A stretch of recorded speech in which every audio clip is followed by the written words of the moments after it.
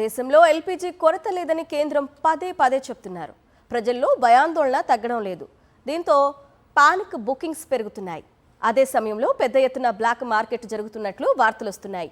ఈ నేపథ్యంలో గ్యాస్ ఏజెన్సీల వద్ద అధికారులు భద్రత పెంచారు. ఢిల్లీలోని గ్యాస్ ఏజెన్సీ వద్ద పోలీసులు పహారా కాస్తున్నారు. ఎల్పీజీ సిలిండర్లు పక్కదారి పట్టకుండా, వినియోగదారుల నుంచి అధిక ధరలు దండుకోకుండా పోలీస్ సెక్యూరిటీ ఏర్పాటు చేశారు. దేశంలో ఎల్పీజీ కొరత లేదని కేంద్రం పదే పదే చెప్తున్నారు. ప్రజల్లో భయాందోళన తగ్గడం లేదు. దీంతో పానిక్ బుకింగ్స్ పెరుగుతున్నాయి. అదే సమయంలో పెద్ద ఎత్తున బ్లాక్ మార్కెట్ జరుగుతున్నట్లు వార్తలు వస్తున్నాయి. ఈ నేపథ్యంలో గ్యాస్ ఏజెన్సీల వద్ద అధికారులు భద్రత పెంచారు.